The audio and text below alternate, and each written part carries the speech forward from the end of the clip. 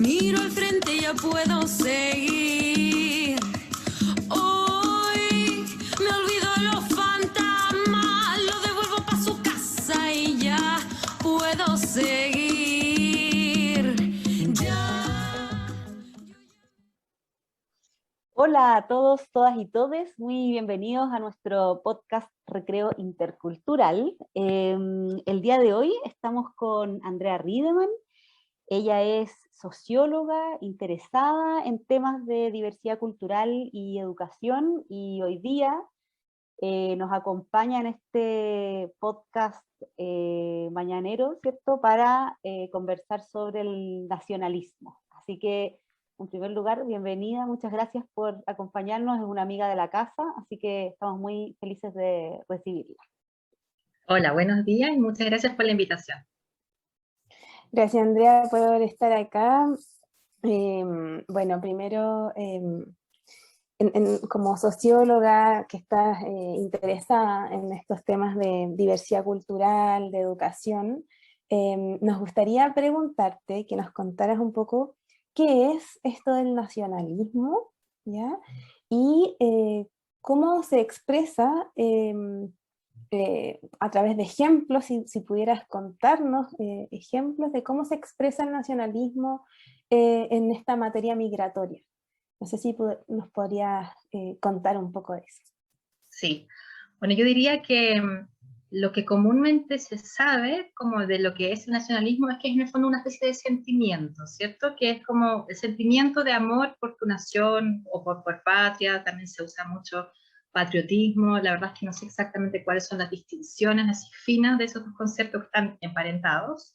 Tiene que ver como con un amor a tu país, que en algunos casos cruza una frontera en el fondo y se vuelve como que conlleva entonces como discriminación hacia otros países, o una sensación de superioridad de tu propio país. Pero además de que es un sentimiento, también es una doctrina, en el sentido de que es como un conjunto de enseñanzas que de hecho también en la historia de Chile, durante un tiempo en particular, se enseñó con mucha fuerza con fines estratégicos, se podría decir, ¿ya? Y en Chile la época del nacionalismo es en la primera mitad del siglo XIX muy fuertemente, y eso tiene que ver con que alrededor del año 1910, cuando se acercaba ese año, y Chile se preparaba para celebrar su primer centenario desde su fundación como país, desde el proceso de independencia, en relación a 1810, obviamente empezó a haber mucho debate público acerca de cómo vamos como nación, cómo vamos como país, cuáles son los progresos que hemos hecho, cuáles son las cosas que faltan, etc. Entonces ahí hubo mucha discusión de que éramos un país que copiaba demasiados modelos del extranjero, que había una como influencia indebida, que se estaba como perdiendo la identidad nacional, y ahí empezó entonces un movimiento como por fortalecer lo que es como supuestamente típicamente chileno. Entonces ahí aparece como la figura del roto chileno, por ejemplo, aparece esta idea de que el carácter del chileno se ha forjado muy fuertemente porque se instala en una naturaleza determinada, en un territorio determinado, y entonces como que luchar contra la naturaleza, como las dificultades, como que hacen que sean personas como esforzadas, fuertes físicamente, como con chispa, como inteligentes, un montón de como características de ese tipo. Y de acuerdo a un autor que estuve leyendo un poquito también para dar un poco más de elementos, a partir de 1929, perdón, cuando bajo la presidencia de Carlos Ibáñez del Campo, la retórica nacionalista se había tomado todos los discursos, como que este proceso que se inició alrededor de 1910 efectivamente fue exitosa en ese sentido, y entonces todo esto como que este amor a la patria que nosotros veíamos o vemos todavía como muy fuerte en nuestros abuelos, a veces incluso nuestros padres, es porque proviene de esa época en el fondo en que se enseñó como intencionadamente como el amor a la patria. Y es importante saber que esto es, en el fondo, es como una decisión que los estados toman, porque es muy importante saber que las naciones, o recordarlo porque lo sabemos, que las naciones son, en la historia, si uno lo mira como de largo plazo, una situación relativamente nueva, ¿no? Como también estuve mirando un poquito lo que dice Benedict Anderson, que es uno de los autores como más conocidos en relación a definir nación, nacionalismos, identidad nacional. Él dice que hay como una contradicción muy grande entre la modernidad de la nación, queriendo decir que es muy nueva en el fondo en la historia, con, eso es como una modernidad objetiva de la nación, con la antigüedad eh, subjetiva que los nacionalistas ven en la nación. O sea, como para los nacionalistas, que son así como muy defensores de mi nación, como que según ellos la nación es como un constructo muy, muy antiguo, así como que viene casi de la antigüedad, como dado. Y no, pues, las naciones son, para el caso de América Latina, súper evidente, que no son previas a 1800 y tanto, y son para muchos países de América Latina fechas muy similares, los procesos de independencia, porque los procesos de independencia tienen que ver con lo que estaba pasando en España y en Europa en general. Y ante la ausencia de un rey fuerte en su cargo, se producen estas juntas de gobierno en países de América Latina. Y en muchos otros países del mundo también por ejemplo en Europa, las naciones se crean a lo largo del siglo XIX, no es más antiguo que eso, ¿sí? Si pensamos en el ejemplo de Francia, aunque no sepamos mucho de historia, sabemos que antes de 1789, que es el año que se inicia la Revolución Francesa, antes de eso obviamente no había nación, era una monarquía, ¿no? Entonces, había un rey, no había democracia, no había voluntad soberana del pueblo, etc. No, oye Andrea, es súper interesante esto que nos cuentas, y ahí como aprovechar de preguntarte, ¿por qué crees tú que ocurre esto? O sea, ¿a través de qué mecanismos nosotros llegamos a pensar que esto es tan antiguo? ¿Por qué el sentimiento se aloja tan profundo como en el corazón de las personas? O sea, eso, primero, como cómo un proceso tan reciente logra echar raíces tan profundas en la gente hasta el punto de creer que esto casi que es natural y que esto viene desde siempre. ¿Qué crees tú? ¿Qué procesos hay ahí que incidan en este sentimiento? Hay un concepto que se me viene a la cabeza rápidamente y que creo que es de Eric Hobsbawm, otro historiador, que es la invención de la tradición. O sea, como que deliberadamente los países han inventado ritos que hacen parecer que son ritos muy, muy antiguos, pero en realidad son bastante nuevos. Yo estuve buscando el dato y no lo pude encontrar, pero alguna vez estoy segura de haber leído que no, me voy a carrilear con una fecha, pero ponte tú que en 1920 se instituyó que se iba a conmemorar anualmente el combate naval de Iquique. No fue a partir de 1879 que espontáneamente la gente, todos los 21 de mayo, empezara como a acordarse de Arturo Prat y del destino de la Esmeralda, sino que se instituyó en un momento específico en el marco de esto de que necesitamos héroes nacionales, necesitamos que la gente como que ame a esta nación. Entonces, es como la invención de la tradición es uno de esos mecanismos. Y obviamente los sistemas escolares, los sistemas educativos son una súper fuente para hacer eso, un súper medio. Entonces, por eso es muy interesante y de hecho se ha hecho esto de estudiar cómo el nacionalismo ha sido enseñado en el colegio, en las escuelas, ¿no?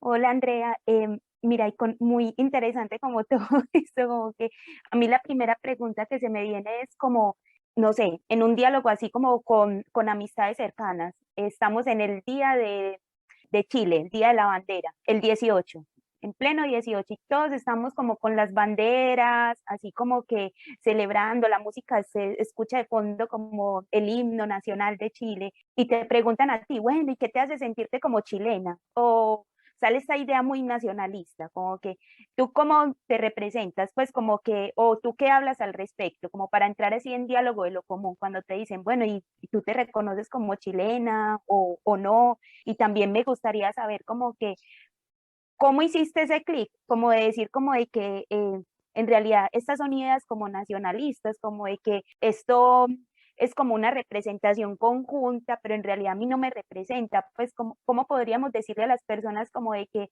de pronto qué preguntas se podrían plantear como al momento de decir, no, es que Chile es, nosotros somos chilenos o somos chilenas y Chile es esto, como que, ¿cómo podríamos como hacer ese clic?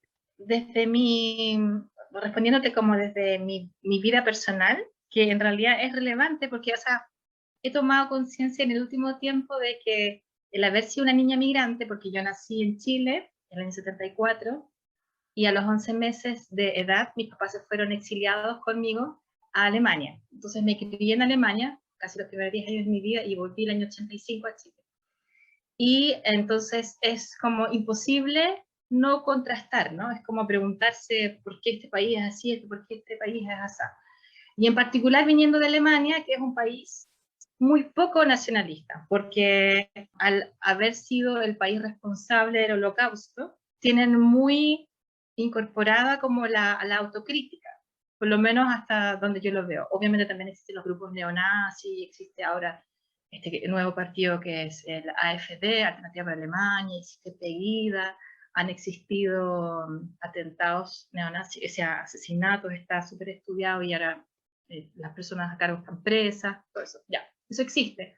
Pero en los tiempos en que yo fui al colegio en Alemania, el antinacionalismo era muy fuerte. No, nunca se izaba la bandera, yo nunca me aprendí el himno alemán en Alemania, a pesar de que fui hasta quinto básico al colegio en Alemania.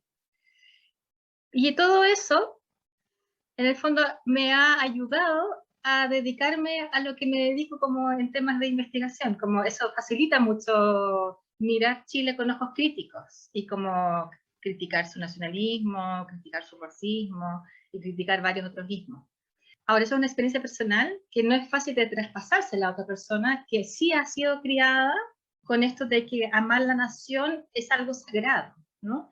Y de hecho, algunos estudiosos del nacionalismo también dicen que el sentimiento del nacionalismo en algún momento como que reemplazó a la religión, es una especie de religión moderna. Y por eso hay un poco esto de que la nación es sagrada, no se la puede como criticar, no se le puede tocar. Y tú me preguntabas, José, más al comienzo, como de ejemplos de nacionalismo, y se me viene a la cabeza una descripción que encuentro muy buena que hace Pablo Ressler, que es un sociólogo que también ha estudiado sobre temas de migración, y en una de sus investigaciones, y lo dejó plasmado en un artículo, cuenta cómo los alumnos chilenos se molestan y se enojan con sus compañeros migrantes cuando ellos critican a Chile, porque consideran que no tienen derecho, que están fuera del lugar al hacer eso. ¿Y por qué? O sea, igual los chilenos critican a Chile, pero es como que el extranjero no tiene derecho a hacerlo, porque como no es natural de este territorio, está como traspasando un tabú, así, no, esto está fuera de lo que podemos aceptar.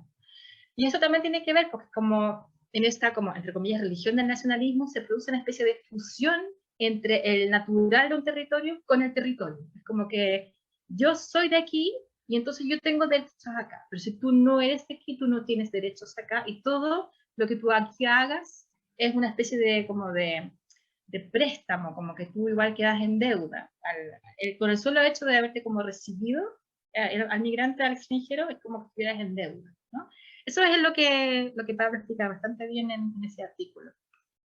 Y cuando ahora, volviendo a la pregunta de la Mile, cuando también me pregunto harto sobre como el 18, qué es lo que me pasa con el 18. Y me pasa que soy súper crítica, me aburre muchísimo la música, así como de las tonadas y todo, porque es todo parte de las tradiciones inventadas. ¿Sí? Nadie de nosotros escucha tonadas en su casa durante el año, nadie escucha cueca. O sea, yo sé que hay campeonatos de cueca, hay gente que cultiva la cueca chora y todo, bien.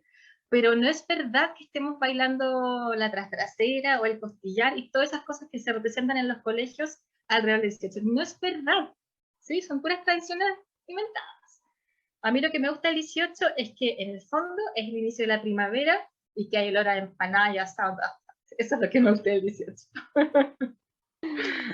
Oye, André, me hace mucho sentido y te quería llevar, claro, como a este ejemplo que diste con con lo de los niños y niñas migrantes, y quizás contando como una incidencia, porque me acuerdo que alguna vez, hace mucho tiempo, cuando te conocí, hablábamos de esto de las banderas, ¿cierto? Puestas en las escuelas, y que una manera de hacer quizás como sentir más incorporados a los niños y niñas migrantes era poner todas las banderas, ¿cierto? Como, y tú tenías una mirada también un poco crítica en ese sentido, como a cuáles son esas otras historias o esas otras identidades que nos convocan. Entonces, si puedes como contar un poco de eso, porque creo que igual abre una posibilidad a que el nacionalismo no sea lo que nos divide, y que la frontera no se transforme como en esa línea, ¿cierto? Tan divisoria, tan de los unos y los otros, como tú dices.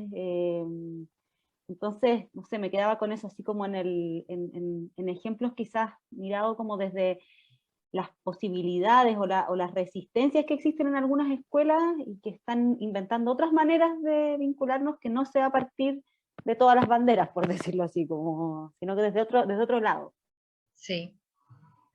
Yo creo que la instalación de las banderas, que son de los países de los cuales provienen los niños migrantes en las escuelas, sin duda es un acto en el cual la escuela intenta ser como inclusiva, acogedora, pero yo creo que se equivoca en la elección del símbolo, o que no puede quedarse ahí, ¿no? Como que tendría que complementarse con otras cosas, porque un niño de otro país no es embajador de ese país. Los embajadores son los que andan con la bandera a cuestas, digamos, o los diplomáticos, o en las Naciones Unidas, cuando uno viaja, ya, ok, ahí es adecuado. Pero cuando un niño peruano, colombiano, brasileño, llega a una escuela chilena, él no es embajador de ese país, como que realmente puede no importarle nada, y tampoco lo honra, y tampoco lo alegra. A lo mejor sí, es algo súper personal, subjetivo, pero es como muy curioso. Y creo que es una expresión de lo fuerte que es el nacionalismo, no solamente en Chile, sino que también en otros países de América Latina, que como que la manera que han encontrado los colegios de incorporar a los niños de otros países es como incorporar su nación, pero es como a ese nivel, como que este símbolo máximo de tu nación es lo que yo incorporo. Pero ¿por qué no vamos más allá de la nación? Porque cada niño es un mundo complejo, particular, un elemento muy evidente de lo complejo que es que ese niño podría ser representante, o sea, no, podría ser miembro de un pueblo indígena en ese país. Y si miramos el ejemplo de Chile, el caso de Chile, sabemos que los pueblos indígenas no tienen precisamente una relación fluida con este Estado-nación, ¿cierto? Entonces, intentar representar, por ejemplo, a un niño quichua de Ecuador a través de la bandera ecuatoriana, como tratar de ofrecerle honores con eso, puede ser una muy mala idea, como que está fuera de lugar. Entonces, claro, yo soy un poco crítica con que esto que también llamamos como la celebración multicultural, que es como exponer la diversidad que existe, pero sin trabajarla pedagógicamente, como que esa celebración multicultural no debería quedarse ahí, si estamos pensando finalmente en una escuela inclusiva y con educación de calidad para todos, para todas y todos. Andrea, cuéntanos, a todas las invitadas les pedimos que si nos pueden orientar, ¿cierto? Pensando en nosotras y en nuestra audiencia que nos escucha, los radio escucha, libros que, de hecho, bueno, ya nombraste a Pablo Rosler, ¿cierto? Con su artículo, pero quizás como qué nos recomiendas leer, muchas veces no solo un libro, sino que puede ser un YouTube, ¿cierto? O un video que a ti te hizo así, te iluminó respecto a este tema, una película. ¿Qué nos podéis recomendar como para dejarlo ahí en el podcast? Ay, me siento pillada, no sé, no, eso tendría que haberlo pensado antes, no sé. ¿Pero qué leíste? Nombraste algunos igual, como... Claro, Benedict Anderson es un autor, pero es como bien cabezón, no es como para decir, a ver, voy a leerme algo rico y cortito, como entretenido, no, es como bien cabezón. Eric Hobsbawm también. Sí, yo creo que, yo supongo en el fondo que tu pregunta igual tiene que ver con entender el nacionalismo chileno, y ahí se me viene a la cabeza algunos textos de Gabriel Cid, que ha hablado harto de nacionalismo. hay una compilación hecha por Alejandro San Francisco y otro autor más. El autor que mencioné que muestra que la retórica nacionalista se instaló en Chile es un autor alemán, que fue que se llama Stefan Rinke, que fue mi tutor de doctorado. Por eso lo tuve que leer hasta obligatoriamente. Y bueno, de hecho yo lo elegí como tutor de doctorado porque era especialista en historia de Chile, a pesar de estar en Alemania. Pero había viajado varias veces, había investigado en profundidad varios de los fenómenos de historia cultural. Sí, yo creo que si uno googlea como nacionalismo, Escuela Chile, aparecen estos artículos, varios, bastante recientes, y que recomendaría como partir por ahí. Súper, yo solo para agregarte, porque conocemos a una historiadora chilena que se llama Paulina Peralta, que escribió un libro que se llama Chile tiene fiesta, sí, que es sobre el origen del 18 de septiembre, y también encuentro que puede servir harto como para quienes están empezando en estos temas, como que pone toda la idea de la fiesta, en el fondo, como sí. que quizás también es una cosa que está más escondida, ¿no? Como más solapada. Sí, yo creo que es parte de la invención de tradiciones, así como que ya instalemos esto, son algunas como elementos rituales que hacen parecer las celebraciones como muy antiguas, como muy ancladas en el pasado. Antes de, de cerrar, me queda ahí dando vueltas si el nacionalismo es parte de las tradiciones inventadas o si todos estos ritos que de alguna manera nos hacen celebrar, pero al mismo tiempo tristemente como excluir, porque justamente ese es el problema del nacionalismo, que o sea, es como este amor que nos hace amar solo lo que está de la frontera para adentro y solo a los que nacieron dentro de la frontera y excluir a todas las demás personas o culturas o formas de ser y estar. Ese es el problema del nacionalismo, porque es como un amor excluyente, ¿cierto? Que no nos permite amar a otro. Y pensando en esta idea de que las tradiciones son inventadas, tal vez ahí nos queda como la esperanza de que podemos inventar nuevas tradiciones que no excluyan, pues, que puedan invitar a otros y a otras desde la escuela, que tiene tanto poder para convencernos, para educarnos, como nos educamos también desde otras tradiciones que se pueden inventar. O sea, podemos inventar cosas que no pasen por excluir al otro. No sé. Se me ocurría eso en base a lo que nos contabas, Andrés. Sí, me parece buena idea, y paralelo a eso, o como paso previo, yo creo que es importante también cuestionar lo que se nos ha enseñado sobre como la nación chilena. Ya como que siempre pienso en un par de talleres que he hecho con profesores, donde, por ejemplo, un profe se quejaba un poco de que ahora el 18 fuera una fiesta multicultural, como que no le gustaba que ahora se bailaran bailes nacionales de diferentes países de América Latina y no solamente cueca, y como que se siente que es como una especie de falta de respeto con nuestro país. Y yo le pregunté algo así como que, ¿y por qué deberíamos respetar nuestro país? Y esa pura pregunta lo descolocó, como que se quedó así como, pero ¿cómo me estás preguntando esto? Así como, eso es súper interesante, como que también una vez en un seminario, en torno a la pregunta del nacionalismo, yo dije, la bandera me produce cero emoción, la bandera chilena me produce cero emoción. Simplemente no la siento y no me siento mal tampoco por eso. A mí lo que me haría sentir orgullosa de ser chilena y como es que, por ejemplo, a los femicidas se los castigue con cárcel efectiva, que a quienes cometen crímenes de odio, racial o de otro tipo, de verdad se les castigue así, definitivamente.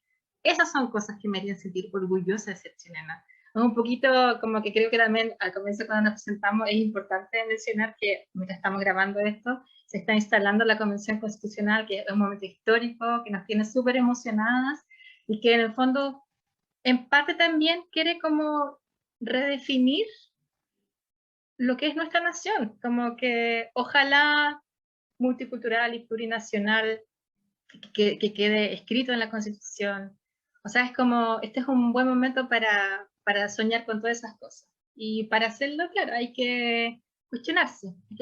Por eso yo también pienso que una de las principales como competencias que se requiere para trabajar en una diversidad cultural, o cuando uno trabaja en entornos culturalmente diversos, es la capacidad de cuestionar sus propias prácticas y creencias, permanentemente. Oye, Andrea, no, muchas gracias porque ese cierre es como, yo creo que en el que todas estamos, pues. La idea es que el capítulo siempre es como asincrónico, o sea, como que no se sabe cuándo estamos grabando, en qué día, pero creo que hoy día es como súper fuerte, que es un día como que no podemos no nombrarlo, ¿cierto? No, Como... sería una falta, eso sí que sería una falta de Claro. respeto. A la nación. Sí. A la nación. A la nación.